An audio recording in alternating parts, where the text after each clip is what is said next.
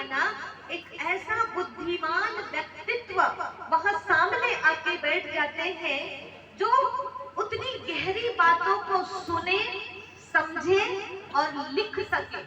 तो उन्होंने कहा कि आप क्या करना, मैं ध्यान की अवस्था में बोलूंगा और अपने मन की कल्पना से उसका विस्तार करूंगा, आप उसको लिखिएगा।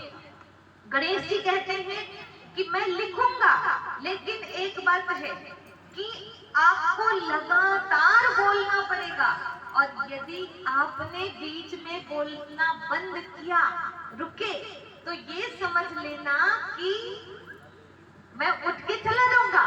तब कहते हैं, व्यास जी कहते हैं, आपको भी बिना समझे लिखना नहीं है।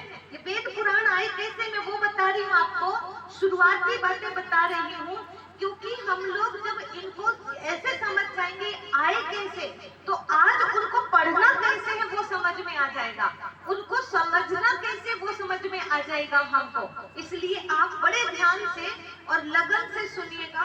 कोई भी हो सके तो जितना ये बच्चे ये हैं, जितना हो सके इनको कंट्रोल करो, ताकि हम इतनी गहरी बातों को समझ सके। ठीक है, तो क्या कहा गणेश जी ने कि आप भी लगातार बोलेंगे। वेद व्यास जी कहते हैं कि मुझे समझने में टाइम लगेगा, तब तो मैं बोलूंगा, और फिर आपको भी समझ के लिखना होगा। इसीलिए किसी दूसरे को थोड़ी बुलाया मैंने लिखने के लिए, आपको बुलाया हूं। माना आप बुद्धि के देवता है, तो बुद्धि से लिखना, समझना है, तो मुझे समझने में टाइम लगे तो आपको भी बीच में समझने में टाइम लगेगा। इसीलिए हम दोनों मिल करके क्या करेंगे, मैं अगर रुक भी जाऊं तो आप उस टाइम में चिंतन मनन करेंगे, और इस तरह हम दोनों मिल करके कथा लिखनी प्रारंभ करेंगे। अब देखो, ज्ञान देने वाला कौन, साक्षात्कार कौन करा रहा था वेद व्यास जी को, बोलते जाओ थोड़ा। वेद व्यास जी को साक्षात्कार कौन करा रहा था, ईश्वर परमात्मा।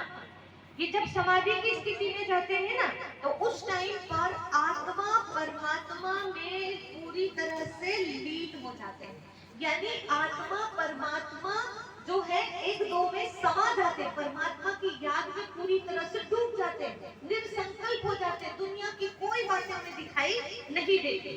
तो परमात्मा के पास में जितना ज्ञान है, वो सारा का सारा ज्ञान जो है, ये ध्यान में जो बैठा है व्यक्ति, उसके अंदर आने लग जाता है। परमात्मा को जो दिखाई देता है, परमात्मा के पास पूरे ब्रह्मांड का ज्ञान है, तो जो ध्यान में बैठा व्यक्ति समाधि में, उसको सब कुछ दिखता है कि पहले क्या क्या हुआ है, आगे क्या क्या होने वाला है। तो व्यास जी को ये सब का सब दिखने लगा था। तो उस समय उनको ये लगता था, मैं जो अनुभूति कर रहा हूँ उसे दुनिया की आगे अभिव्यक्त कैसे कर डालूं, मैं कैसे बता डालूं, यही लगन रहती थी। तो फिर उन्होंने क्या किया, उसी ध्यान की स्थिति में रह करके बोलना शुरू किया, और गणेश जी ने लिखना शुरू किया। तो देखो, ज्ञान देने वाला कौन, ईश्वर परमात्मा, ठीक है, और ज्ञान जिसको मिल रहा है वो कौन, वेद व्यास जी, और ज्ञान को लिखवाने वाला कौन, लिखने वाला कौन, गणेश जी।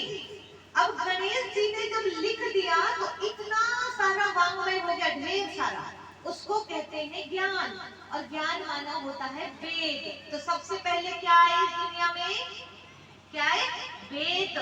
और वेद जब आए तो इतना विस्तार था, इसका वांग्मय इतना बड़ा था कि इसको पढ़ना मुश्किल होता था, समझना मुश्किल होता था। तो फिर इसको 4 भाग में बांट दिया, यजुर्वेद, सामवेद, ऋग्वेद, अथर्ववेद, ये 4 वेद 4 भागों में बांट दिया गया वेद व्यास जी के माध्यम से। फिर क्या किया, इनको अपने 4 शिष्यों को सौंप दिया, एक एक वेद को, पायन, वैशंपायन, जैमिनी और सुमंत। इन 4 शिष्यों को, इन 4 वेदों को एक एक को सौंप दिया कि तुम एक एक इसका विस्तार जो है या प्रचार प्रसार अच्छे से करो, ठीक है। अब व्यास मतलब आप ये मत समझना कि 18 पुराण की रचना अकेले व्यास जी ने की, ऐसे मत समझना।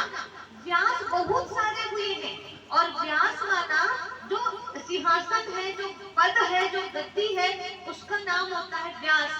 अभी भी यहाँ पर जो बोलते हैं बैठते हैं ना, तो कथा व्यास बोलते हैं कि नहीं बोलते?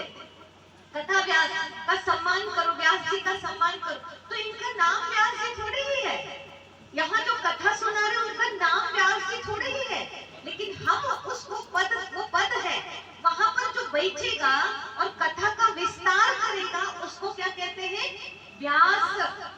ज्ञान का विस्तार करके लोगों को समझ में आए ऐसा समझाने वाले को कथा व्यास कहते हैं। ठीक है।